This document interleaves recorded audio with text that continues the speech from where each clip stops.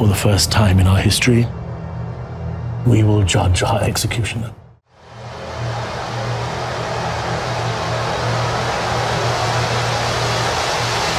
Le 1er juin 1962, quelques minutes après minuit, Adolf Eichmann est exécuté par pendaison à la prison de Ramla, en Israël. Son corps est incinéré cette même nuit et ses cendres sont dispersées dans la mer Méditerranée, au-delà des eaux territoriales israéliennes, afin qu'aucun endroit sur terre ne puisse jamais devenir sa sépulture. L'État d'Israël a cru qu'avec ce geste, il refermait un chapitre, mais à plus de 12 000 kilomètres de distance, à Buenos Aires, ce même chapitre était sur le point de s'ouvrir à nouveau. Et cette fois, les protagonistes portaient le même nom de famille. Klaus et Horst Eichmann, les deux fils aînés, n'ont pas reçu la nouvelle de l'exécution avec des larmes. Ils l'ont reçue avec fureur.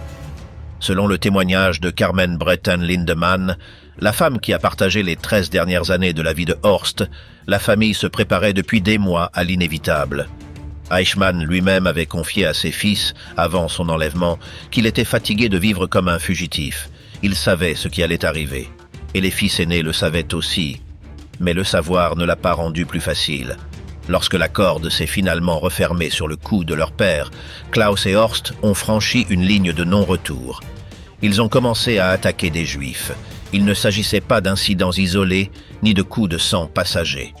Les deux frères aînés ont formé une cellule terroriste qui a opéré à Buenos Aires en attaquant des commerces juifs et des synagogues. 17 ans après la chute de Berlin, alors que le monde croyait que le nazisme agonisait dans les livres d'histoire, les fils de l'homme qui avait organisé les trains vers Auschwitz réactivaient la machine de la haine en plein cœur de l'Amérique du Sud. En 1962, après une fusillade avec la cellule, la police argentine a fait irruption dans leur quartier général. Ce qu'ils y ont trouvé dépassait toutes les attentes, de la propagande nazie, des armes à feu et des cocktails Molotov déjà préparés. La cible de ces bombes incendiaires, selon l'enquête, n'était pas un bâtiment gouvernemental ni une cible militaire. C'était un bus scolaire juif. Les fils d'Adolf Eichmann projetaient de brûler vifs des écoliers juifs à Buenos Aires en guise de vengeance pour l'exécution de leur père. Cette cellule n'opérait pas dans le vide. L'exécution d'Eichmann a déclenché en Argentine, durant l'année 1962, l'une des vagues antisémites les plus violentes de l'histoire du pays. Des groupes nationalistes radicalisés ont attaqué des institutions juives, profané des cimetières et agressé des jeunes en pleine rue, dans une escalade qui a atteint des épisodes d'une brutalité telle qu'elle a choqué l'opinion publique mondiale et a contraint la communauté juive argentine, la plus grande d'Amérique latine, à organiser sa propre autodéfense.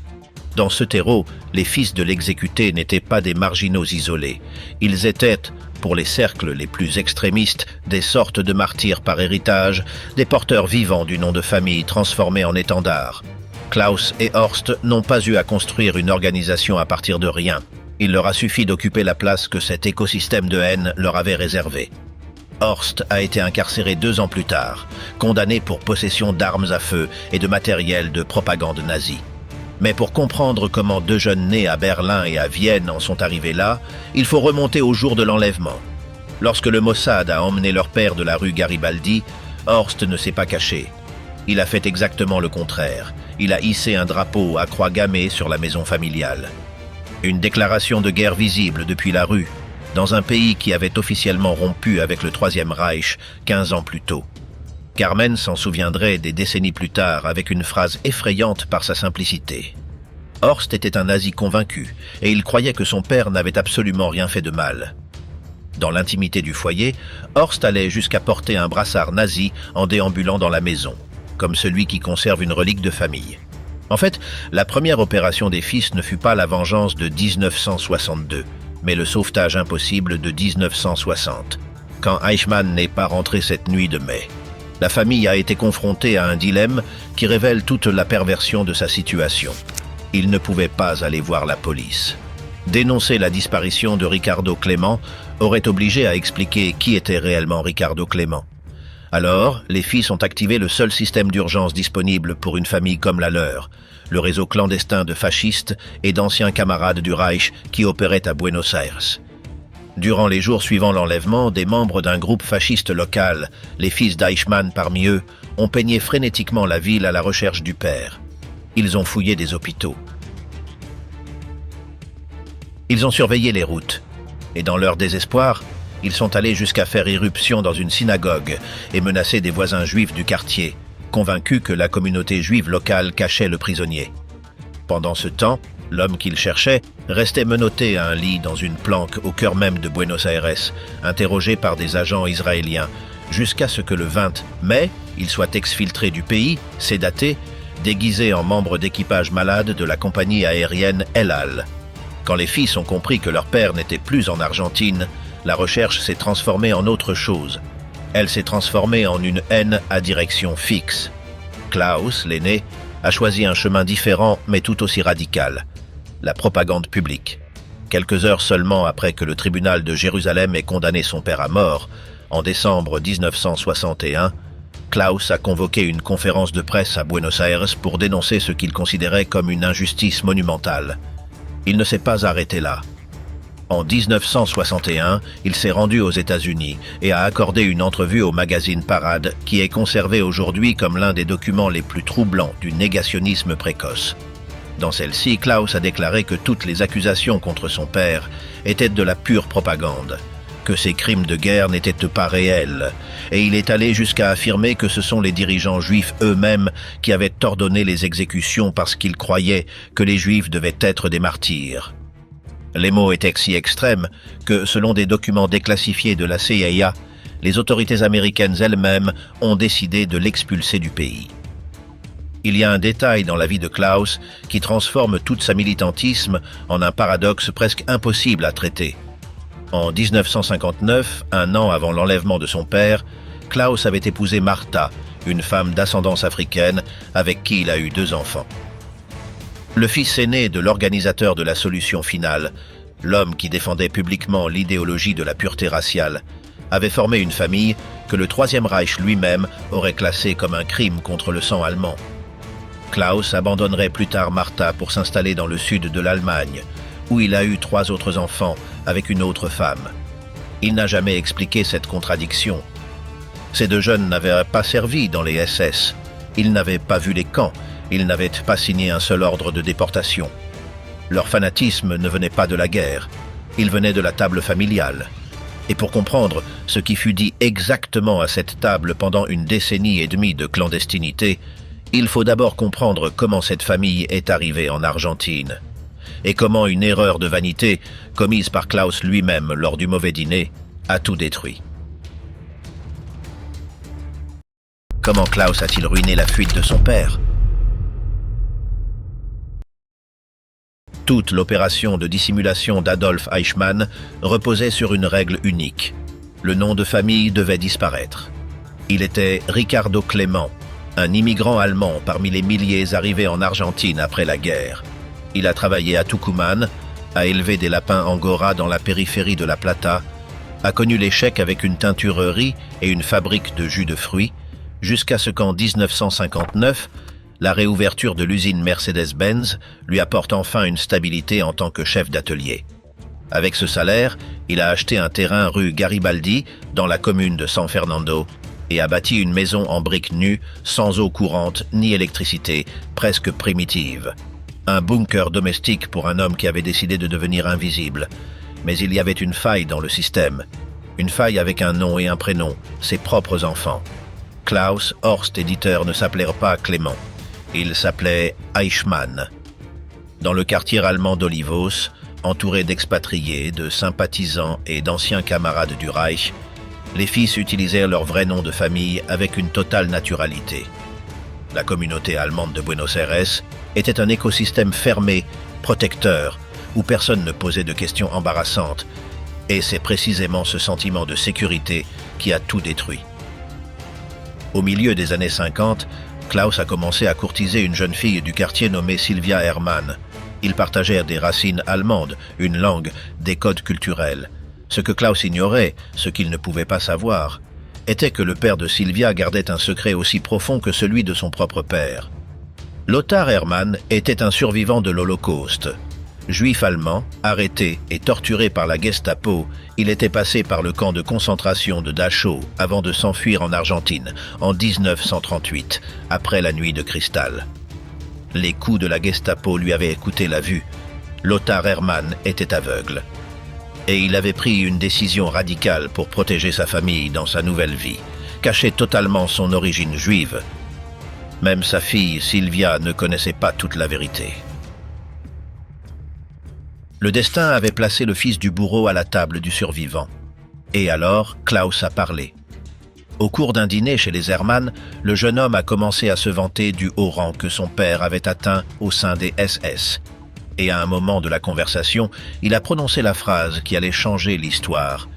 Il a dit qu'il aurait été préférable que les Allemands terminent leur travail d'extermination.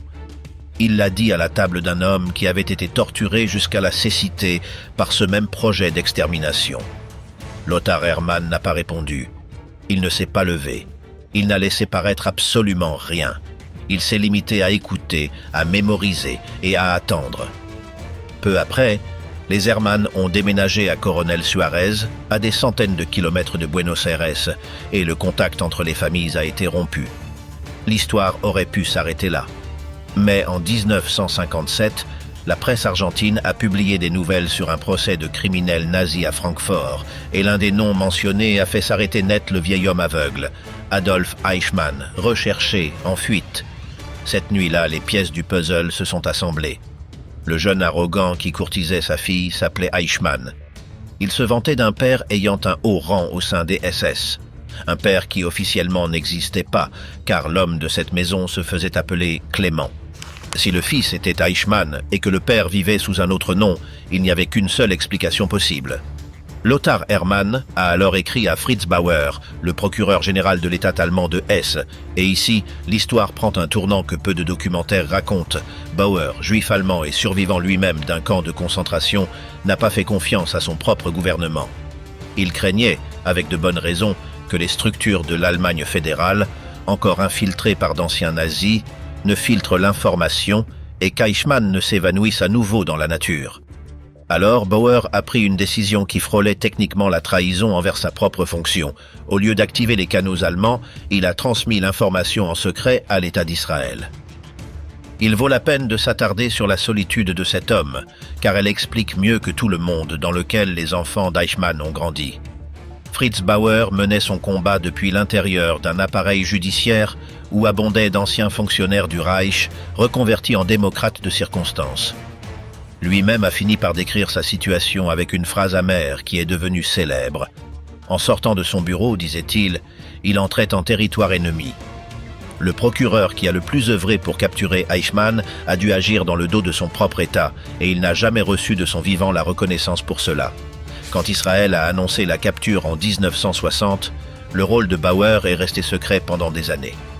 L'Allemagne officielle, que les enfants d'Eichmann citaient comme preuve de l'innocence paternelle, ce pays qui n'est jamais venu le chercher, était en réalité un pays où ceux qui voulaient le faire devaient conspirer contre leurs propres collègues pour y parvenir.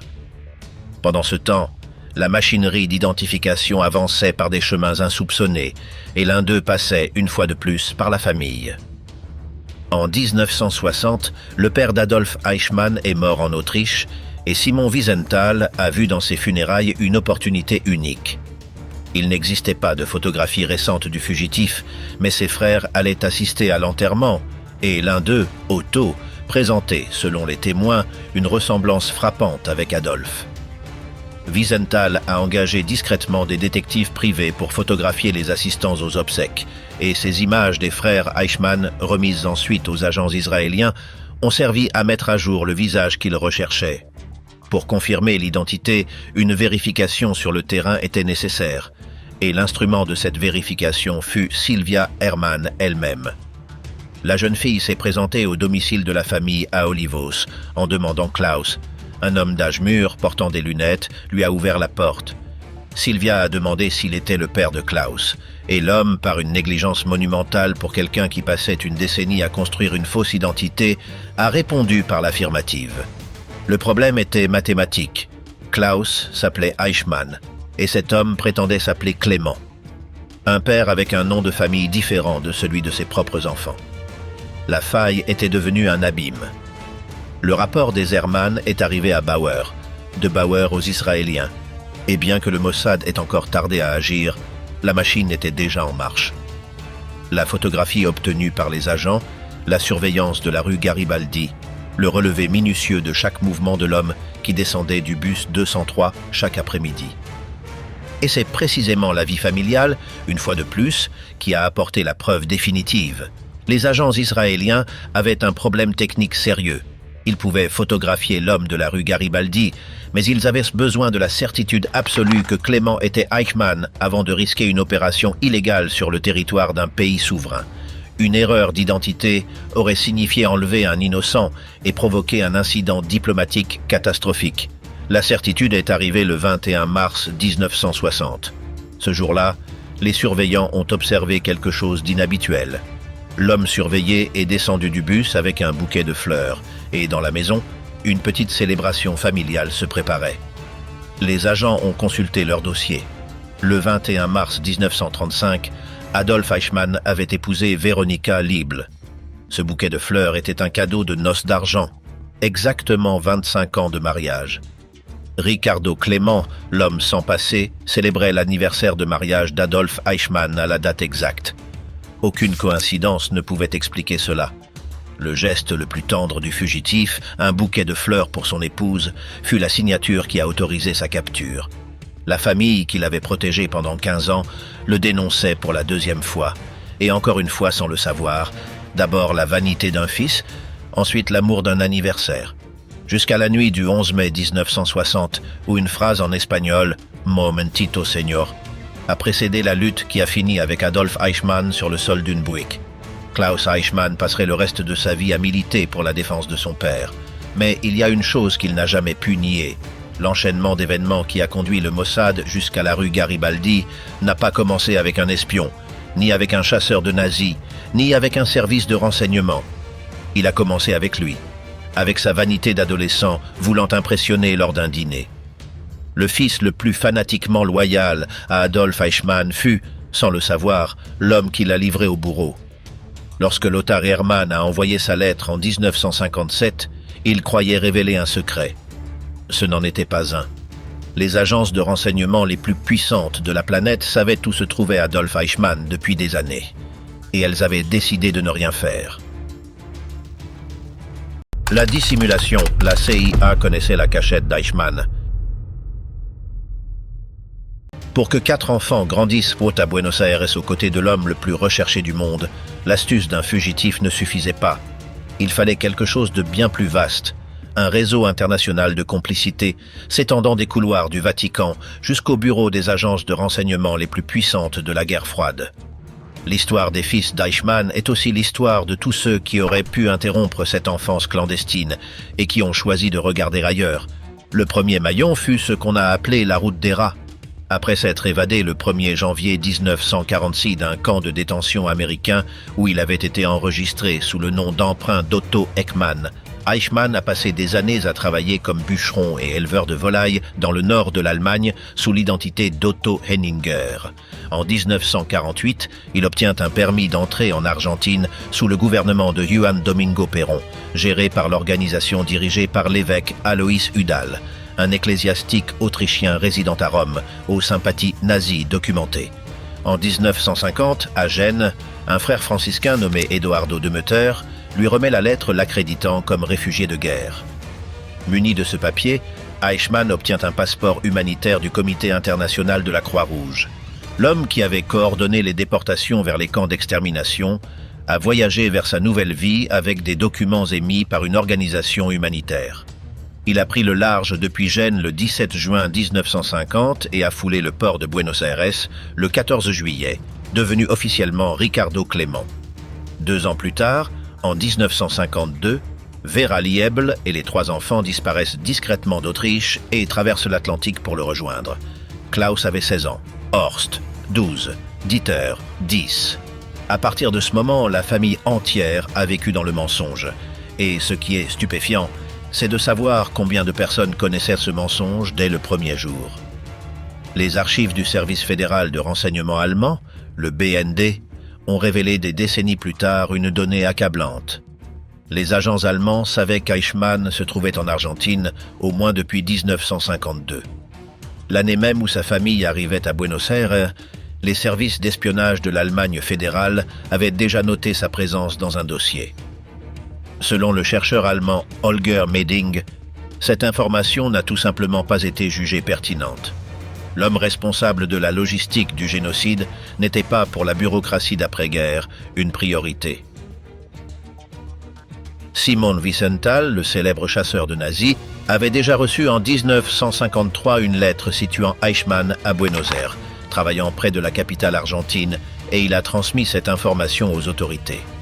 En 1954, le renseignement parvient au consulat israélien à Vienne. Rien n'a bougé.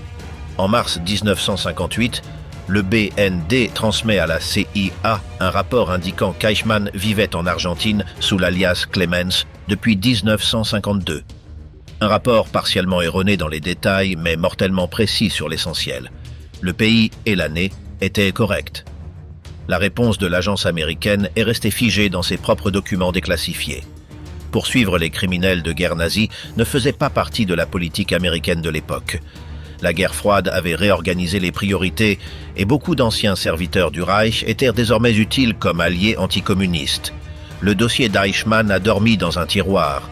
La chercheuse allemande Gabi Weber, qui a consacré des années aux archives déclassifiées de l'affaire, a décrit l'usine Mercedes-Benz où Eichmann travaillait comme cadre comme un véritable nid de nazis. Une entreprise à capitaux allemands où le passé de ses employés n'était pas seulement connu, mais fonctionnait comme une carte de visite. Lorsque la compagnie a rouvert ses portes en Argentine en 1959, Eichmann a été promu chef d'usine. Le salaire lui a permis d'acheter le terrain de la rue Garibaldi. C'est-à-dire, la maison où le Mossad l'a capturé a été payée, en fin de compte, par la prospérité tranquille d'un fugitif que 6 gouvernements avaient décidé de ne pas chercher. Pour les enfants, ce réseau de silence a eu une conséquence psychologique dévastatrice, rarement mentionnée. Klaus, Horst et Dieter n'ont pas grandi avec le sentiment que leur père était un monstre acculé. Ils ont grandi en voyant exactement le contraire. Un homme qui se promenait avec son nom presque intact dans le quartier allemand, qui socialisait avec d'anciens camarades, qui prospérait dans une entreprise allemande et que personne, en 15 ans, n'est venu chercher. Chaque année d'impunité était, aux yeux de ces adolescents, une preuve silencieuse que leur père n'avait rien pu faire d'aussi terrible. Si le monde entier le laissait tranquille, raisonnait-il, c'est parce que le monde entier savait que les accusations étaient des fausses. La passivité des puissances n'a pas seulement protégé Eichmann, elle a fabriqué dans l'esprit de ses fils la preuve de son innocence. C'est pourquoi l'enlèvement de 1960 n'a pas été vécu par la famille comme l'aboutissement tardif de la justice, mais comme une agression incompréhensible, presque surnaturelle. Année après année, le système entier leur avait murmuré que tout allait bien. Et soudain, une nuit de mai, des inconnus ont emmené leur père dans une voiture, et le nom Eichmann est apparu dans tous les journaux de la planète, associé à des montagnes de cadavres que ces jeunes refusaient de regarder. La réaction de l'État argentin après l'enlèvement a fini de dresser le tableau. Buenos Aires n'a pas protesté pour l'hôte qu'elle avait hébergé pendant une décennie. Elle a protesté pour la violation de sa souveraineté. Le gouvernement a porté l'affaire devant le Conseil de sécurité des Nations Unies, a exigé des réparations d'Israël, et la crise diplomatique a atteint un point qui semble aujourd'hui incroyable. L'Argentine a interdit à la compagnie aérienne El Al d'opérer des vols vers le pays, un veto qui a été maintenu pendant plus d'un demi-siècle, jusqu'à ce que les vols réguliers soient finalement rétablis en 2017. 57 ans de punition aérienne pour la capture d'un génocidaire et pas une seule commission officielle durant tout ce temps, pour enquêter sur la façon dont ce génocidaire avait obtenu ses documents, son emploi et sa tranquillité. Pour les fils d'Eichmann, le message du monde adulte était à nouveau le même que toujours. Le crime n'était pas ce que le père avait commis en Europe, le crime était de l'avoir enlevé. Mais il y avait quelqu'un d'autre dans cette maison de la rue Garibaldi. Quelqu'un qui n'était pas un adolescent confus, mais une adulte qui connaissait la vérité depuis le début. Une femme qui avait tenté, 13 ans plus tôt, d'exécuter la manœuvre la plus audacieuse de toute la fuite. Tuer légalement Adolf Eichmann pour que plus personne ne vienne jamais le chercher. Vera Eichmann, la gardienne du secret nazi. Dans presque tous les récits sur l'affaire Eichmann, Vera Liebel apparaît comme une figure floue à l'arrière-plan. L'épouse, la mère, la femme qui attendait dans la maison de la rue Garibaldi. Mais les documents racontent une autre histoire. Vera n'était pas une simple spectatrice de la dissimulation. Elle en fut l'une des pièces les plus actives, et sans elle, l'enfance clandestine des 4 enfants aurait été impossible. Veronika Liebel avait épousé Adolf Eichmann le 21 mars 1935, alors qu'il était encore un fonctionnaire en pleine ascension au sein de l'appareil de sécurité du Reich. La géographie des naissances de ces enfants trace, avec une précision effrayante, la carte de la carrière criminelle du père. Klaus est né en 1936 à Berlin, quand Eichmann travaillait au département juif du service de sécurité, le SD, étudiant le mouvement sioniste. Horst Adolf est né en 1940 à Vienne, où son père dirigeait le bureau central pour l'émigration juive, le laboratoire où il a perfectionné les méthodes de spoliation et d'expulsion massive. Dieter Helmuth est né en 1942 à Prague, l'année de la conférence de Wannsee, alors que l'émigration forcée avait déjà muté en extermination industrielle. Chaque berceau de la famille Eichmann fut placé dans une nouvelle capitale de la persécution. Les enfants ne le savèrent pas. La mère, elle, pouvait difficilement tout ignorer. Quand le Reich s'effondra en 1945 et qu'Eichmann disparut dans la clandestinité, Vera resta en Autriche avec les 3 enfants, soumise à des interrogatoires et à une surveillance constante. Et c'est alors qu'elle orchestra la manœuvre la plus audacieuse de toute l'histoire de la fuite. En 1947, Vera demanda aux autorités qu'Adolf Eichmann soit déclaré légalement mort.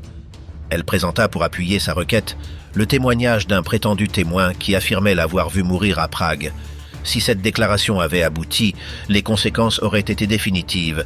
Les tribunaux cessent de rechercher les morts, les dossiers sont clos, les photographies sont archivées. La manœuvre échoua grâce à l'intervention de Simon Wiesenthal, qui réussit à démontrer que le prétendu témoin de la mort était apparenté à la famille elle-même. La supercherie fut découverte, la recherche resta ouverte, et cet épisode précoce permit d'établir une chose essentielle. En 1947, alors qu'elle prétendait être une veuve, Vera menait déjà des opérations de dissimulation coordonnées. En 1952 arriva la seconde opération, la disparition.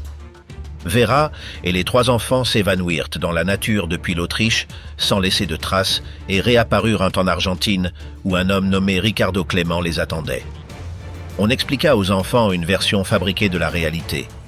Pendant des années, 2 vérités impossibles ont coexisté dans la maison familiale. L'homme qu'ils appelaient par un faux nom et le véritable nom de famille que les enfants continuaient d'utiliser à l'école et dans le quartier. Un équilibre si absurde qu'il ne pouvait se maintenir que dans un environnement comme celui de la communauté allemande de Buenos Aires, où personne ne voulait poser la question évidente. À l'intérieur de cette maison, Vera a soutenu l'échafaudage émotionnel du mensonge. Quand en 1960 le Mossad a enlevé son mari, c'est elle qui a maintenu l'unité de la famille pendant le procès le plus médiatique du siècle. Et c'est elle qui fut l'auteur de l'un des derniers gestes de l'affaire. Lorsque la peine de mort devint imminente, Vera envoya une demande de clémence au président israélien Yitzhak Ben-Zvi, suppliant pour la vie de son époux. La requête fut rejetée, tout comme les autres. Mais avant la fin, Vera joua encore une scène que presque aucun récit de l'affaire ne mentionne. Elle se rendit en Israël. Au printemps de 1962, alors que l'appel touchait à sa fin, la femme qui avait feint son veuvage en 1947 traversa la moitié du globe pour visiter son mari à la prison de Ramla. Ce fut la dernière fois qu'ils se virent. Elle, qui avait soutenu pendant des années devant ses enfants la fiction du fonctionnaire innocent, lui fit ses adieux dans l'enceinte même, où quelques semaines plus tard, la potence serait dressée. Elle n'a jamais raconté publiquement ce qu'ils se sont dit. Elle a emporté cette conversation dans la tombe, comme elle a emporté tout le reste. Le 31 mai 1962, Eichmann fut informé qu'il mourrait cette nuit-là même. Après l'exécution, Vera retourna en Europe avec les plus jeunes enfants et s'installa en Allemagne. Elle adopta la stratégie qu'elle maintiendrait jusqu'à sa mort en 1993. Le silence presque absolu, rompu uniquement pour défendre la mémoire de son mari. Elle n'a jamais condamné publiquement ses crimes. Elle n'a jamais reconnu devant ses enfants l'ampleur de ce que leur père avait organisé. La version qui circulait dans la famille et qui survivrait intacte pendant des décennies portait le sceau de cette narration domestique soigneusement conservée. Un homme honnête broyé par le mensonge des vainqueurs. Ici réside le cœur de ce qui différencie cette famille de presque toutes les autres familles de dignitaires nazis. Les enfants de Hans Frank ont grandi en Allemagne, exposés au débat public, au procès de Nuremberg, à la preuve accablante. Plusieurs d'entre eux ont rompu férocement avec leur père. Manfred Rommel est devenu un homme politique démocrate admiré. Mais les enfants aînés d'Eichmann ont grandi à l'intérieur d'une bulle construite par leurs propres parents. D'abord la bulle physique de la clandestinité argentine, et ensuite la bulle narrative d'une mère qui n'a jamais permis à la vérité de franchir le seuil de la maison. Quand cette bulle a éclaté en 1960, Klaus et Horst n'avaient aucun anticorps contre la réalité. Ils n'avaient que la doctrine. Et cette doctrine n'était pas un vague sentiment de loyauté familiale. C'était un récit concret qu'Adolf Eichmann lui-même avait fabriqué et inoculé à ses enfants pièce par pièce pendant les années de vie clandestine. Un récit qui explique pourquoi 2 d'entre eux sont restés des nazis convaincus jusqu'au dernier jour de leur vie. Et le moment est venu de l'écouter. La version fausse de l'Holocauste qu'entendirent les enfants d'Eichmann. Il existe une question qui traverse toute l'histoire des enfants de criminels de guerre, ce qu'on leur a raconté. Quelle version de lui-même un génocidaire construit-il lorsqu'il doit regarder ses enfants dans les yeux chaque matin pendant des années? Dans le cas d'Eichmann, grâce au témoignage de Carmen, la compagne de Horst, nous connaissons cette version presque mot pour mot. Et c'est l'un des documents psychologiques les plus perturbants de tout l'après-guerre. Selon ce que Horst a répété pendant des décennies, le récit qu'Adolf Eichmann a installé chez ses enfants reposait sur 2 piliers. Le premier était une justification délirante de l'origine de la persécution. Hitler s'en était pris aux Juifs, leur expliqua-t-il, parce que ces derniers projetaient de stériliser les Allemands en introduisant un produit chimique dans l'eau. Une théorie du complot pur, sans le moindre fondement, présentée à des adolescents comme s'il s'agissait d'un contexte historique. Le second pilier était l'absolution personnelle. Lui, Adolf Eichmann, avait seulement voulu expulser les Juifs d'Europe, mais il s'était vu contraint de participer à leur élimination lorsqu'aucun pays au monde n'avait accepté de les accueillir. Dans cette version, le coordinateur des transports vers Auschwitz se transformait en une victime des circonstances, presque en un fonctionnaire humanitaire débordé par le refus international. Eichmann avait passé sa carrière dans l'appareil de la tromperie administrative. C'est lui qui avait perfectionné à Vienne le système dépouillant les Juifs de tout en leur faisant signer des papiers ayant l'apparence de démarches ordinaires. C'était son bureau qui gérait le langage de camouflage de l'extermination. L'homme qui expliqua à ses enfants l'histoire du produit chimique dans l'eau appliquait à sa propre table le même principe que celui qu'il avait appliqué dans les ghettos d'Europe. Et cela a fonctionné. Cela a fonctionné de manière presque totale. Carmen l'a résumé avec une phrase qui mérite d'être écoutée 2 fois. Hormis Ricardo, tous les frères étaient d'accord pour dire que le grand-père Eichmann était innocent. Et elle a ajouté la clé psychologique de l'affaire, en parlant de son propre compagnon de vie. Si Horst avait fini par penser que son père était coupable, son monde entier se serait effondré. Voilà, dans une seule phrase d'une couturière argentine, le mécanisme que les philosophes et les historiens ont tenté de décrire pendant des décennies. Pour les enfants, accepter la culpabilité du père ne revenait pas à corriger une donnée. C'était démolir l'édifice complet de leur propre identité. Klaus et Horst ne défendirent pas Adolf Eichmann, ils se défendaient eux-mêmes. Dans Opération Finale, le fils proche du père est Horst, le deuxième, celui qui a hissé la croix gammée le jour de l'enlèvement et qui n'a douté pas un seul jour, de toute sa vie, de l'innocence paternelle. Horst était né à Vienne le 10 septembre 1940 et portait comme deuxième prénom Adolf. Il fut, à tous égards, l'héritier désigné de la foi familiale. L'Eichmann de Buenos Aires était un père austère qui jouait du violon et qui revenait de l'usine chaque soir à la même heure. Quand le monde a dit à Klaus, Horst et Dieter que cet homme était l'administrateur de la plus grande opération de masse de l'histoire, les fils n'ont trouvé dans leur mémoire pas une seule image qui s'accorderait avec l'accusation. Ils n'avaient pas vu les quais d'Auschwitz. Ils avaient vu un homme gris en train d'arroser le jardin, et entre la statistique abstraite de 6 millions de morts et le souvenir concret du père en pantoufles, l'esprit humain choisit presque toujours le souvenir. Et pourtant, il existe une preuve dévastatrice qu'Eichmann savait parfaitement que la version servie à ses enfants était fausse. Car tandis qu'à la maison, il jouait le rôle du fonctionnaire contraint par les circonstances, dans un autre salon de Buenos Aires, il jouait un rôle radicalement différent. Entre 1957 et 1960, Eichmann a participé à un cercle de discussion organisé par Willem Saassen, un ancien volontaire hollandais de la SS reconverti en journaliste qui réunissait des nazis exilés dans la capitale argentine. Saassen a enregistré ces séances, des dizaines de bandes magnétiques dans lesquelles Adolf Eichmann, détendu parmi des camarades, la langue déliée par le vin et la nostalgie, a parlé pendant des heures de son travail dans la solution finale. Et sur ces bandes n'apparaît aucun fonctionnaire tourmenté. Il apparaît un homme qui discutait des chiffres de l'extermination avec la familiarité d'un comptable qui corrigeait ses interlocuteurs négationnistes en leur expliquant que les chambres à gaz avaient existé et fonctionné, et qui a fini par exprimer, dans ses passages les plus glaçants, que son seul remords était de ne pas avoir accompli la tâche. Les bandes Saassen ont démoli pour l'histoire l'image du bureaucrate passif, mais pour notre histoire, elles révèlent quelque chose d'encore plus intime et de plus terrible. La version qu'Eichmann a semée chez ses enfants n'était pas son auto-illusion. C'était un mensonge conscient, fabriqué par un homme qui, dans le cercle de Saassen, se vantait exactement de ce qu'à la table familiale il jurait ne pas avoir fait. Adolf Eichmann a menti à ses enfants avec la même froideur professionnelle que celle avec laquelle il avait menti aux déportés de la moitié de l'Europe. Klaus, Horst et Dieter ne furent pas seulement les héritiers d'un criminel, ils furent ses dernières victimes de tromperie. Et contrairement aux autres, ils n'ont jamais su ou n'ont jamais voulu savoir.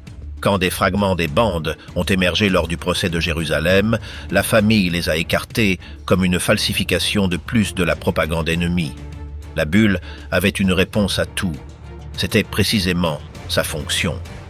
Eichmann lui-même savait que le temps du mensonge touchait à sa fin, et quand il a disparu cette nuit de mai 1960, la famille a compris avant la police argentine ce qui s'était passé. Durant la captivité en Israël, durant les 8 mois du procès retransmis au monde entier, durant l'attente de l'appel, la doctrine familiale ne s'est pas fissurée, elle s'est durcie. La famille s'est préparée à l'exécution comme on se prépare à un martyr. Mais la doctrine avait un angle mort.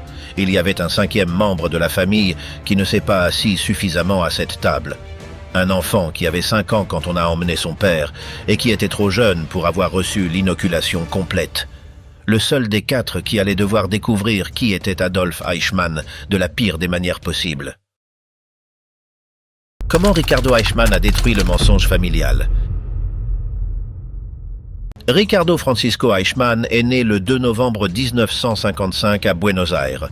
Il fut le seul des 4 frères à naître dans la clandestinité, le seul fils de Ricardo Clément et non d'Adolf Eichmann. Son propre nom faisait partie du déguisement.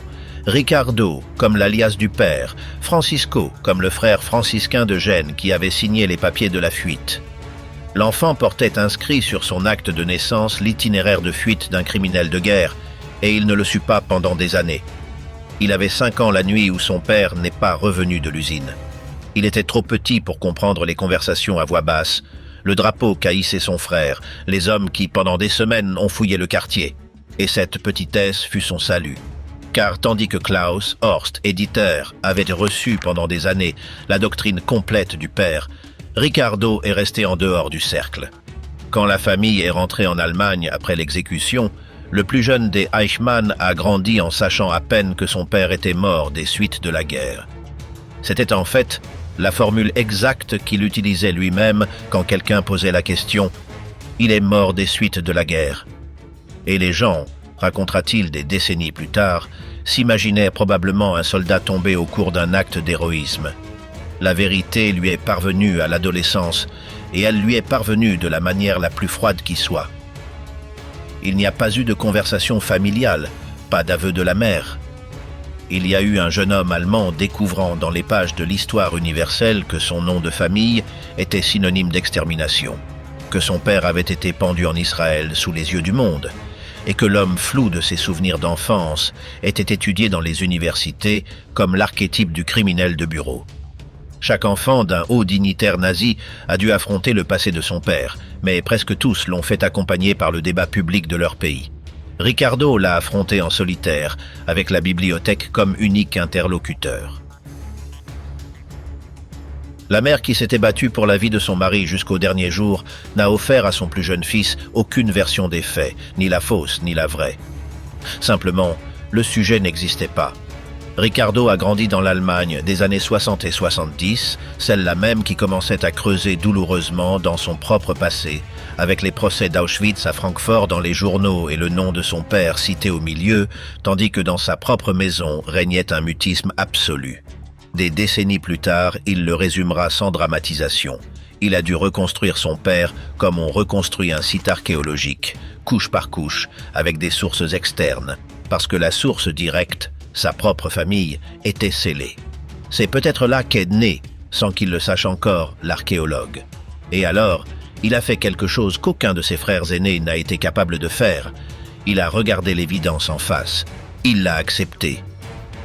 Et il a tiré la conclusion que la doctrine familiale avait été conçue pour empêcher. Son père était coupable et la peine de mort prononcée par le tribunal de Jérusalem avait été justifiée. Un fils d'Eichmann donnant publiquement raison au tribunal qui a condamné son père.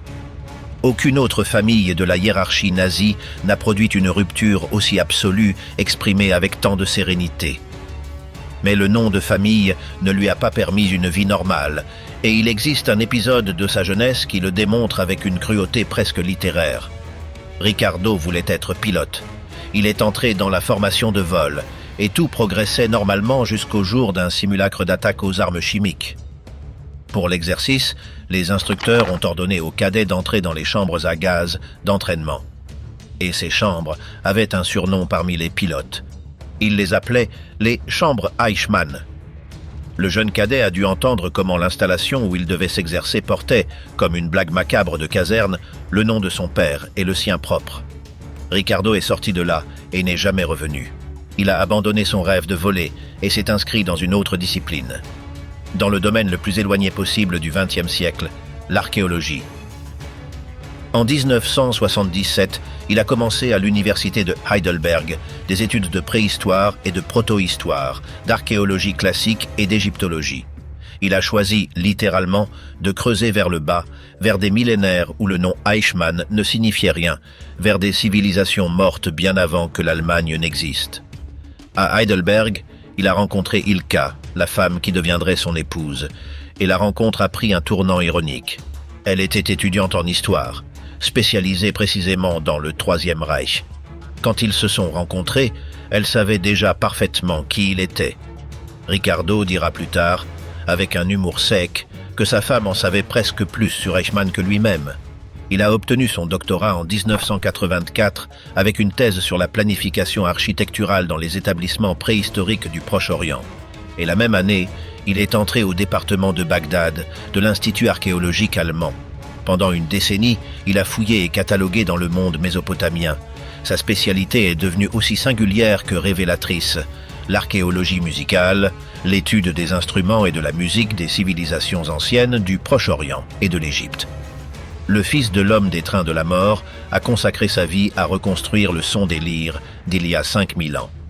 Et dans un écho familial qu'il n'a jamais commenté publiquement, Ricardo joue du violon, le même instrument que jouait son père. En 1996, il a atteint le sommet de sa discipline. Il a été nommé premier directeur du département d'Orient de l'Institut archéologique allemand à Berlin, l'un des centres de recherche archéologique les plus importants au monde, poste qu'il occuperait pendant plus de 2 décennies, dirigeant des fouilles de la Mésopotamie jusqu'aux oasis d'Arabie Saoudite.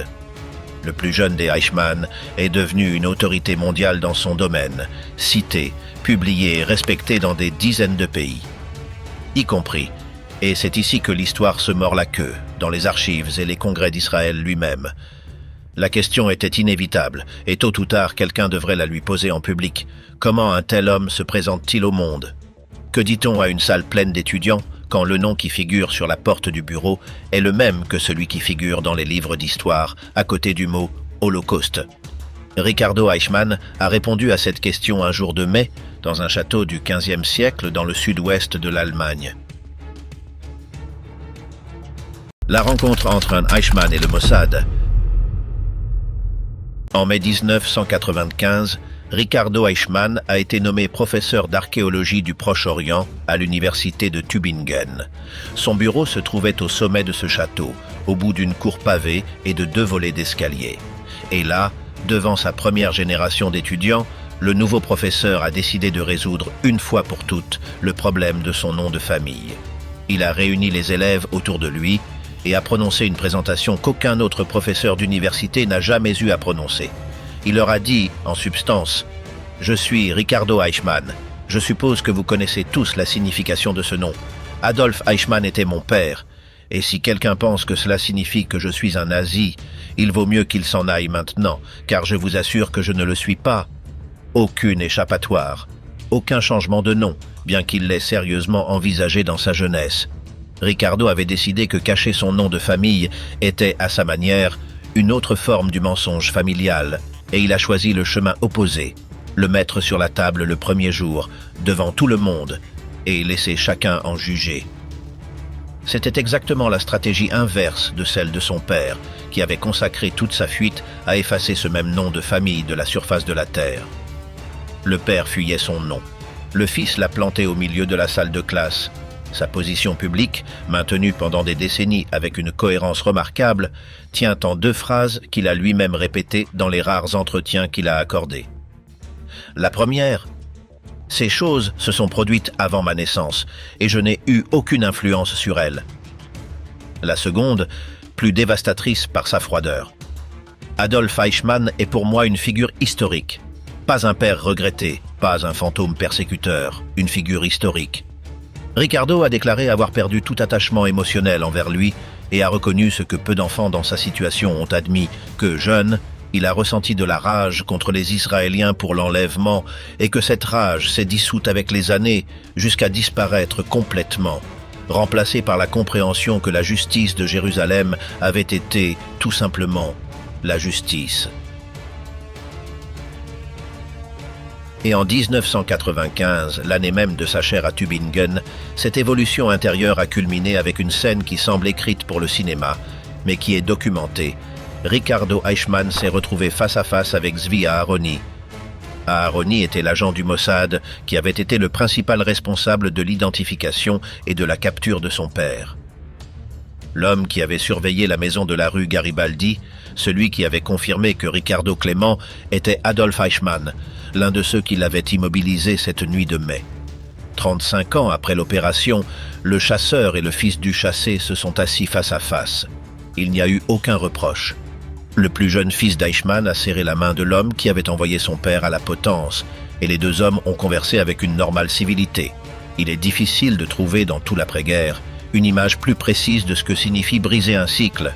Comparons cette scène avec ce qui se passait durant ces mêmes années 90 à l'autre extrémité de la famille.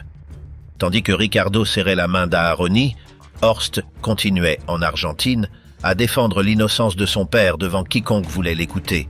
Et Dieter partageait sa vie entre l'Allemagne et Buenos Aires sans accorder une seule interview, convaincu, selon son entourage, que tout avait été un montage. Le même sang, la même maison de la rue Garibaldi, la même table familiale. Et 2 univers moraux qui ne partagèrent plus un seul millimètre de territoire commun. Pour calibrer le caractère exceptionnel du cas, il suffit de le situer aux côtés des autres grands noms de la catastrophe. Gudrun Himmler, la fille adorée du chef de la SS, a consacré toute sa vie au réseau d'assistance aux anciens nazis, connu sous le nom d'aide silencieuse, et est morte sans jamais renier son père. C'était la loyauté parfaite, mais une loyauté exercée en pleine lumière, en Allemagne, sans clandestinité.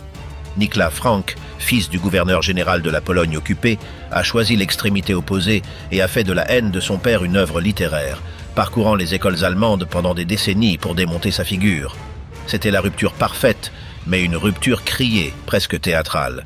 Manfred Rommel est devenu maire de Stuttgart et symbole de la réconciliation, bien que son père, poussé au suicide par le régime lui-même, occupait dans la mémoire allemande une place infiniment plus aimable que celle d'un organisateur du génocide. Chacune de ces familles a vécu l'une des réponses possibles. La singularité des Eichmann est qu'ils les ont toutes vécues en même temps, sous le même toit. La loyauté de Klaus et Horst, la loyauté muette de Dieter et la rupture sereine de Ricardo. La même famille a produit simultanément le militant qui fabriquait des bombes et le scientifique qui a fait la paix avec l'histoire. Aucun autre nom du Troisième Reich n'offre une expérience aussi complète sur ce que le sang détermine et ce que le sang ne peut pas déterminer. Et il y a une différence de plus, peut-être la décisive. Tous ses autres descendants ont dû traiter le cas d'un père que l'histoire leur avait déjà livré jugé. Les fils d'Eichmann, en revanche, ont dû voir le procès se dérouler en direct, avec le père vivant derrière une vitre blindée, suivi en direct par la planète entière pendant des mois. Ils n'ont pas hérité d'un verdict. Ils ont assisté à sa fabrication. Et chacun a décidé, en temps réel, de quel côté de la vitre placer son âme. La vie de Ricardo, cependant, gardait encore un dernier retournement de situation. En tant que directeur du département d'Orient de l'Institut archéologique allemand, il lui a appartenu de participer à un débat institutionnel chargé d'histoire, la possibilité d'étendre le travail archéologique de l'Institut à Israël et au territoire palestinien. La seule hypothèse a suscité de l'inquiétude à l'intérieur et à l'extérieur d'Israël, et les journaux israéliens l'ont couverte avec un mélange d'étonnement et de vertige. Le fils d'Adolf Eichmann, dirigeant des fouilles scientifiques dans la terre du peuple que son père avait tenté d'anéantir. Interrogé à ce sujet, Ricardo a répondu avec la sobriété habituelle, soulignant que les doutes provenaient du caractère politique que toute recherche acquiert au Proche-Orient, sans drame, sans victimisation. Un scientifique parlant de logistique scientifique, conscient que son nom de famille transformait chaque phrase en titre de journal. Le réseau Mercedes-Benz, l'argent du Reich en Argentine. Il existe une image que la famille Eichmann avait besoin de croire et qu'elle a répétée pendant des décennies comme une prière. Le père était un simple employé, un directeur d'usine parmi d'autres, un homme qui avait trouvé du travail par ses propres mérites dans une entreprise allemande comme tant d'autres. Les archives déclassifiées racontent une histoire différente et très loin de cette version. Adolf Eichmann n'a pas obtenu son emploi chez Mercedes-Benz Argentine. On le lui a donné, et celui qui le lui a remis n'était pas un quelconque chef des ressources humaines, mais l'homme qui dirigeait, avec la bénédiction du gouvernement argentin lui-même, l'une des plus grandes opérations de blanchiment de capitaux nazis jamais documentées sur le continent. Il s'appelait Jorge Antonio. Infirmier au collège militaire, coordinateur du premier plan quinquennal, et surtout, quelque chose de bien plus précieux, le bras droit personnel de Juan Domingo Perón. En avril 1950, Antonio a signé avec la maison mère allemande un gentleman's agreement pour fonder Mercedes-Benz Argentine. En septembre 1951, l'entreprise a surgi, selon l'expression textuelle de la chercheuse allemande Gabi Weber, de nulle part. Et en seulement quelques années, Antonio et Daimler-Benz avaient acquis 60 sociétés anonymes réparties dans les secteurs des mines, de l'agriculture et de l'immobilier. Le capital investi s'élevait à des milliers de millions de pesos de l'époque, une somme qui, selon la reconstruction de Weber, à partir d'archives de la CIA et d'Allemagne, est entrée dans le pays depuis la Suisse par valise diplomatique ou directement par contrebande. Arrêtons-nous sur ce chiffre, car il est la clé de tout. Aucun fabricant de camions n'a besoin de 60 sociétés anonymes pour vendre des véhicules. Cette architecture corporative ne décrit pas un constructeur automobile. Elle décrit une blanchisserie. Pendant près de 5 ans, selon ce qu'a documenté Weber, Antonio et les entreprises allemandes ont exploité un système pour recycler des fonds nazis à travers des importations et des exportations fictives, un mécanisme de va-et-vient où le capital entrait sale et ressortait converti en bénéfice légitime d'une multinationale respectable. Et en 1953, Daimler-Benz lui-même est allé encore plus loin. Dans une correspondance avec Jorge Antonio conservée comme preuve documentaire, la maison mère allemande a proposé de fonder une entité purement financière, capable de recevoir des capitaux de l'extérieur sans avoir besoin de les justifier par aucun bien ni service réel. Une entreprise dont le seul produit était d'absorber de l'argent. Jorge Antonio lui-même, dans une interview qu'il n'a jamais cherché à adoucir, résumerait le mécanisme avec une honnêteté presque obscène. « Avec nous, les Allemands ont fait beaucoup d'argent », a-t-il dit, et lorsqu'on lui a demandé si cela pouvait être qualifié de blanchiment, il a simplement répondu qu'il voulait seulement une usine de camions et qu'il l'avait obtenue. C'est au sein de cet échafaudage, et non par hasard, qu'est apparu Adolf Eichmann. Mais avant Mercedes-Benz, il y eut un premier maillon, moins connu et encore plus révélateur, car il démontre que la machinerie de protection fonctionnait avant même qu'Eichmann ne pose le pied sur le sol argentin. Un mois après son arrivée, en août 1950, Eichmann est entré travailler dans une entreprise, enregistrée à peine une semaine avant son débarquement. Capri, la compagnie argentine pour des projets et réalisations industrielles. Son propriétaire était Horst Carlos Füldner, un capitaine de la SS, né à Buenos Aires, qui, durant l'après-guerre, était devenu la pièce opérationnelle centrale de tout le réseau de fuite péroniste, recruté par le secrétariat au renseignement du gouvernement argentin lui-même pour tracer les chemins dits d'ERA, qui faisaient sortir les criminels de guerre d'Europe. Füldner ne se contentait pas d'organiser la documentation falsifiée à Gênes et à Rome. Il employait aussi les fugitifs dès qu'ils poseraient le pied à Buenos Aires, leur donnant un travail à l'apparence légitime, avant même que l'encre de leur nouveau papier ne soit sèche. Pour Eichmann, il a obtenu, en plus du poste, un appartement où s'installer. Sous le nom de Ricardo Clément, et avec le poste de chef d'un groupe d'ouvriers, il a passé 3 ans à réaliser des études hydrologiques pour un projet de centrale hydroélectrique à Tucumán, tandis que la police provinciale lui délivrait des documents officiels sans poser la moindre question. L'entreprise a été dissoute en 1953 lorsque le projet s'est effondré, et c'est alors, sans travail et sans couverture, que la famille a déménagé à Buenos Aires. L'échelon suivant de cet ascenseur de protection fut, précisément, Mercedes-Benz.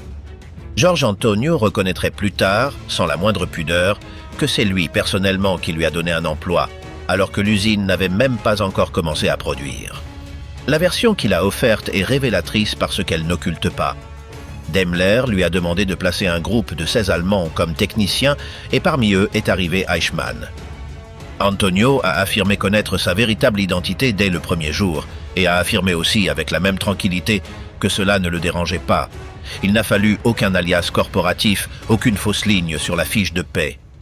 Eichmann a figuré dans les registres du personnel de Mercedes-Benz avec son propre nom de famille de 1950 jusqu'au jour même de sa capture en 1960.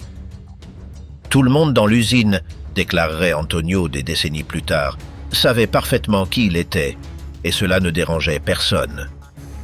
Cette donnée démontre quelque chose qu'aucune biographie centrée uniquement sur le fugitif ne peut transmettre. Eichmann n'était pas un cas isolé. Il partageait la masse salariale avec au moins 36 Allemands, presque tous ingénieurs ou comptables, dont beaucoup provenaient de la Wehrmacht ou directement de la SS. L'usine de González Catán ne cachait pas un criminel isolé déguisé en ouvrier. Elle opérait comme un refuge collectif, une pépinière de main-d'œuvre qualifiée recrutée expressément parmi les cadres techniques du Reich vaincu, en connivence totale avec la direction de l'entreprise et avec l'aval tacite du gouvernement qui l'hébergeait. Et ici apparaît le détail le plus perturbant de tous, celui qui transforme cette histoire en quelque chose de plus vaste que la biographie d'un seul homme. Le système même qui a employé Eichmann comme technicien était, selon la reconstruction de Weber, basée sur des lettres entre Daimler et Jorge Antonio, la façade d'une opération de sauvetage patrimonial conçue à la fin de la guerre pour sauver les fortunes du Reich avant que les Alliés ne puissent les confisquer. Il y a encore un dernier chiffre qui résume, mieux que n'importe quelle interprétation, la froideur corporative de toute cette affaire. Lorsque le Mossad a sorti Eichmann d'Argentine la nuit du 11 mai 1960, la nouvelle a mis près de 2 semaines à filtrer jusqu'au reste du monde, jusqu'à ce qu'Israël la rende publique à son Parlement le 22 mai. Mais le département du personnel de Mercedes-Benz n'a eu besoin d'aucune confirmation diplomatique pour agir. Il a radié son employé de la sécurité sociale à peine un jour après l'enlèvement, le 12 mai, et a réglé à la famille la modique somme de 4 581 pesos et 65 centimes au titre de congé non pris. Le génocidaire le plus recherché du XXe siècle a disparu de la surface de la Terre, et la seule institution qui a réagi avec une précision immédiate fut le département des ressources humaines d'une multinationale allemande, clôturant son dossier professionnel comme on archive le licenciement de n'importe quel autre travailleur. En 1962, à peine Adolf Eichmann exécuté, l'un des philosophes les plus importants du XXe siècle a pris papier et plume et a écrit une lettre ouverte adressée, nom et prénom à l'appui, à Klaus Eichmann. Une lettre qui demeure 60 ans plus tard, l'un des textes les plus inconfortables jamais écrits sur la culpabilité, le deuil et l'héritage, et à laquelle Klaus n'a jamais répondu. Le destin des enfants de Himmler, de Göring et d'autres dirigeants nazis. L'histoire des enfants d'Eichmann présente des parallèles exacts avec d'autres grandes familles du Troisième Reich. Si Ricardo Eichmann représente l'extrême de la rupture, Gudrun Himmler, mariée sous le nom de Gudrun Burwitz, représente l'extrême opposé, et peut-être le plus radical de toute l'Allemagne d'après-guerre. Non pas la loyauté silencieuse de celui qui ne dit simplement pas de mal de son père, mais la loyauté transformée en travail de terrain, maintenue pendant plus de 60 ans. Née à Munich le 1er janvier 1929, fille de Heinrich Himmler, Reichsführer des SS et architecte opérationnel de l'extermination, Gudrun était la petite chérie du régime. Son père l'appelait Pupi, petite poupée. Il l'emmenait avec lui lors de tournées officielles dans les territoires conquis. Et dans son journal d'enfance, elle décrivait elle-même, avec une innocence qui aujourd'hui s'avère troublante, une visite au camp de concentration de Dachau comme une merveilleuse journée entre le jardin, les poiriers et le repas. Lorsque Himmler s'est suicidé avec une capsule de cyanure le 23 mai 1945, Gudrun a refusé de l'accepter. Elle a soutenu le reste de sa vie que les Britanniques l'avaient assassiné. Et jamais, dans aucune de ses rares interviews, elle n'a accepté que son père ait été autre chose que, selon ses propres mots, un homme bon et juste. Dans l'une de ses rares interviews, accordée à un magazine de Munich en échange de 1000 marks, elle a déclaré sans détour qu'elle considérait que l'œuvre de sa vie était de remettre son père à la tête du monde. Mais avant même que ne commence sa croisade la plus connue, il s'est passé quelque chose qui n'a été révélé publiquement qu'en 2018, grâce à un dossier interne confirmé par le service fédéral de renseignement allemand lui-même. Entre 1960 et 1963, l'État qui construisait officiellement sa légitimité démocratique sur la rupture avec le nazisme a employé secrètement la fille de Himmler. Ils ne l'ont pas engagé directement, mais par le biais d'une entreprise écran à Francfort pour masquer son véritable employeur, lui ont assigné un nom de code et un salaire mensuel de 550 marks et l'ont placé comme secrétaire au quartier général de Pullach, dirigé à l'époque par Reinhard Gehlen, un ancien général de la Wehrmacht qui avait recruté pour la nouvelle agence des dizaines d'anciens agents de la Gestapo et des SS. Elle fut licenciée en 1963 avec un autre groupe d'anciens nazis que l'agence elle-même décida d'épurer de ses rangs. Le détail est dévastateur par ce qu'il révèle. L'Allemagne démocratique d'après-guerre a non seulement toléré passivement la fille de l'architecte de l'Holocauste, mais l'a intégrée, avec un faux nom et un salaire officiel, dans la même machine de renseignement qui était censée surveiller précisément ce genre d'héritage. La différence entre Gudrun et d'autres enfants loyaux de la hiérarchie nazie réside cependant dans ce qu'elle a fait ensuite de cette loyauté pendant des décennies. Elle est devenue la figure centrale de la Stille-Hilfe, aide silencieuse, une organisation clandestine de soutien aux criminels de guerre des SS en fuite ou condamnés, et a exercé ce rôle non pas comme un geste symbolique, mais comme un travail soutenu et concret. Le cas le plus documenté est celui d'Anton Malotte, gardien de la prison de la Gestapo à Theresienstadt, condamné à mort par contumace par un tribunal tchèque pour avoir torturé jusqu'à la mort au moins une centaine de prisonniers. Gudrun lui a organisé personnellement un logement confortable dans une maison de retraite à la périphérie de Munich, construite sur un terrain ayant appartenu à Rudolf Hess lui-même, et lui a rendu visite tous les 15 jours pendant des années, lui apportant des fruits et du chocolat, jusqu'à sa mort d'un cancer en 2002. La Stille-Hilfe, avec Gudrun comme visage le plus reconnaissable, a également soutenu économiquement et juridiquement Klaus Barbie, le boucher de Lyon, et Erich Priebke, responsable du massacre des fosses Ardéatines à Rome, en plus de financer pendant des années la défense juridique d'autres condamnés pour crimes de guerre devant divers tribunaux européens. Lorsqu'un journaliste l'a confrontée devant chez elle en 2015, alors âgée de 86 ans, sa seule réponse fut une phrase qui résume toute une vie de discipline clandestine. « Je ne parle jamais de mon travail », a-t-elle dit. « Je fais seulement ce que je peux, quand je peux. » Elle est morte en 2018 à l'âge de 88 ans, marié à Wolf-Dieter Burwitz, un dirigeant actif du parti néo-nazi NPD, et vénéré jusqu'à la fin dans les cercles d'extrême droite allemande comme une sorte de relique vivante, la preuve que le sang de la hiérarchie du Reich pouvait subsister, sans faille, pendant plus de 7 décennies après sa défaite militaire. Le cas le plus institutionnel est celui de Manfred Rommel, fils unique du maréchal Erwin Rommel, le renard du désert. Manfred avait 16 ans lorsqu'il a été témoin en personne de l'arrivée de 2 généraux à la maison familiale, qui ont donné à son père le choix entre le suicide par poison ou un procès public qui entraînerait toute la famille. Son père a choisi le poison pour les protéger, et Manfred est celui qui a dénoncé plus tard, par écrit, la farce des funérailles d'État que le régime même qui avait tué son père a organisé pour le présenter comme un héros tombé au combat. Près de 30 ans plus tard, en 1974, Manfred a été élu maire de Stuttgart, fonction qu'il a occupée pendant 22 ans consécutifs avec des majorités écrasantes. Il ne s'est pas limité à administrer la ville. Il a fait de sa mairie un exercice soutenu de réconciliation internationale. Il a cultivé, pendant des décennies, une amitié personnelle et publique avec David Montgomery et avec George Patton IV, fils respectifs des 2 généraux alliés qui avaient vaincu son propre père en Afrique du Nord, un geste symbolique qu'aucun autre descendant d'un maréchal du Reich n'a même osé tenter. En tant que maire, de plus, il a pris une décision qui lui a valu des attaques féroces de la part de la droite allemande. Il a autorisé personnellement l'enterrement dans un cimetière public des terroristes de la fraction Armée Rouge, abattus ou suicidés en prison, arguant que la réconciliation exigeait d'enterrer aussi la haine, pas seulement les personnes. Un fils de maréchal nazi a fini par gérer, avec une main libérale, la crise terroriste la plus grave de l'après-guerre allemande. Ce moment ne fut pas un épisode mineur de son mandat.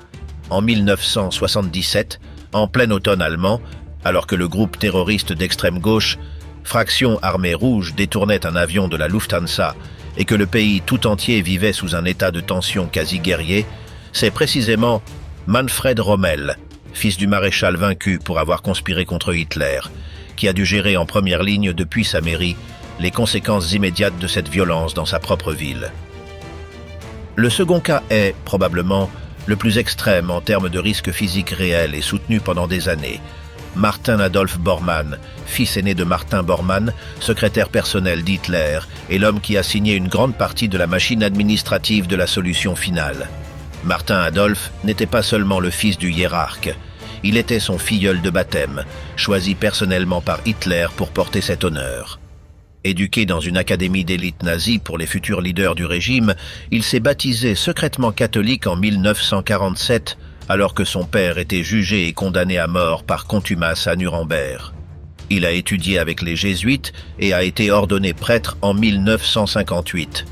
Mais il ne s'est pas contenté d'une prêtrise tranquille en Allemagne. En 1961, il est parti comme missionnaire catholique au Congo, en pleine décolonisation violente, juste au moment où éclatait la guerre civile connue sous le nom de rébellion Simba. Il a été capturé par les rebelles, torturé physiquement, et soumis à plusieurs reprises à des simulacres d'exécution, sans que cela ne le fasse abandonner sa mission. Il est rentré en Allemagne seulement pour se soigner d'une maladie contagieuse contractée dans la jungle, et est retourné au Congo dès qu'il a été rétabli. Le fils de l'homme qui a administré la persécution religieuse contre l'Église catholique et a signé la machine de l'extermination a fini par risquer sa propre vie sous la torture, sur le continent africain, vêtu de la soutane de la foi que son père avait activement combattue depuis le pouvoir. Rolf Mengele, fils unique de Joseph Mengele, le médecin d'Auschwitz surnommé l'ange de la mort. Rolf a grandi en appelant Oncle Fritz, l'homme qui était en réalité son père, sans connaître la vérité complète avant son adolescence avancée. En 1977, étant déjà adulte, il a pris une décision qu'aucun des enfants d'Eichmann n'a jamais envisagée.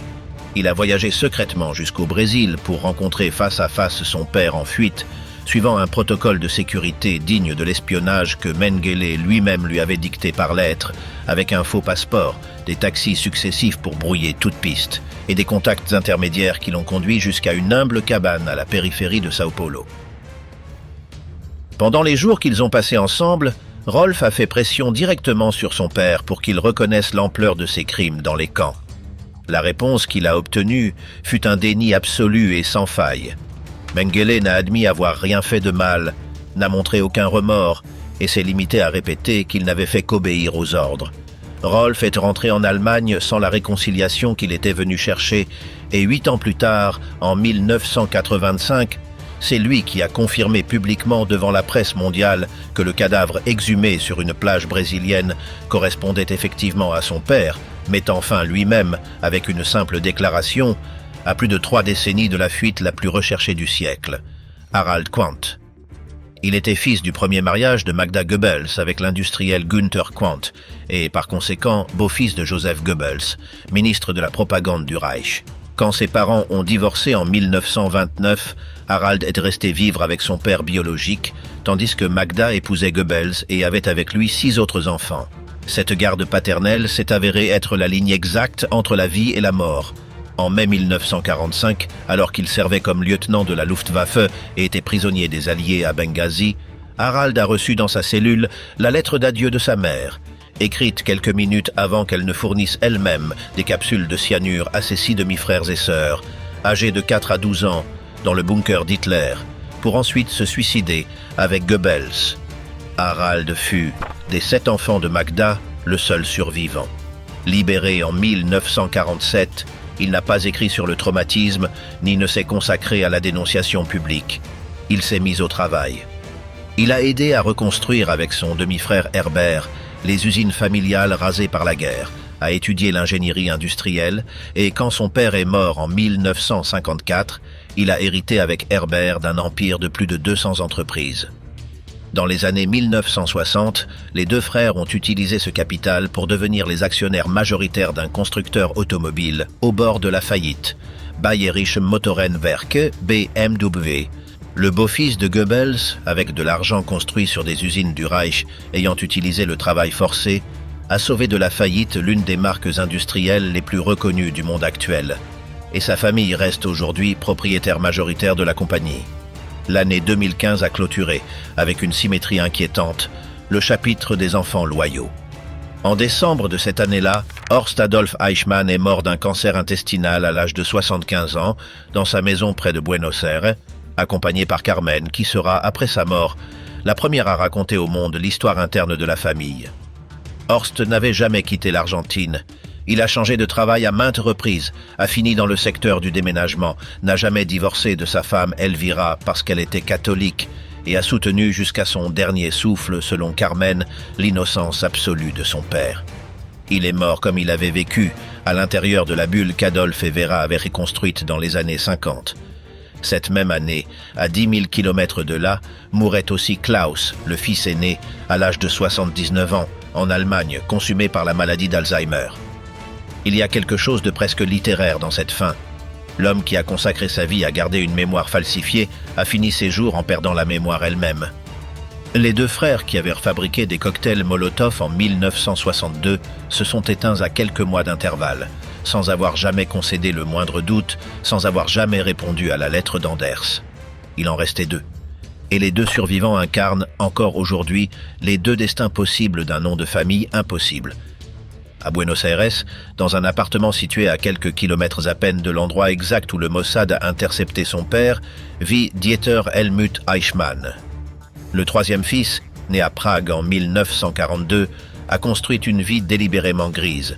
Il a été chef de chantier, a partagé pendant des décennies son temps entre l'Allemagne et l'Argentine, 6 mois dans chaque pays, et a pris sa retraite en tant que propriétaire de plusieurs logements en location.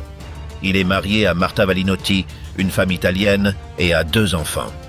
En plus de 60 ans, il n'a jamais accordé une seule interview. Lorsque les journalistes l'ont localisé en 2018, la seule chose qu'ils ont obtenue fut une photographie prise depuis la rue, un vieillard à sa fenêtre, observant sans rien dire.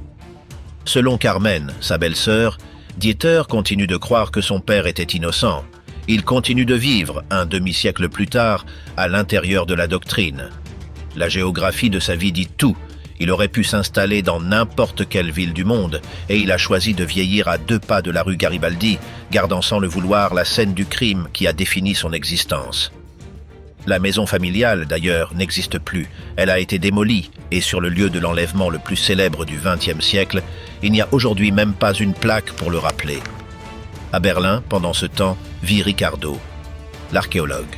Le professeur qui a dirigé pendant plus de 2 décennies l'un des instituts de recherche les plus prestigieux de la planète, l'homme dont les fouilles en Arabie Saoudite et en Mésopotamie figurent dans les revues scientifiques de référence. Le père de 2 enfants, Gaspard et Sergej, qui portent le nom Eichmann vers une 3e génération complètement détoxifiée.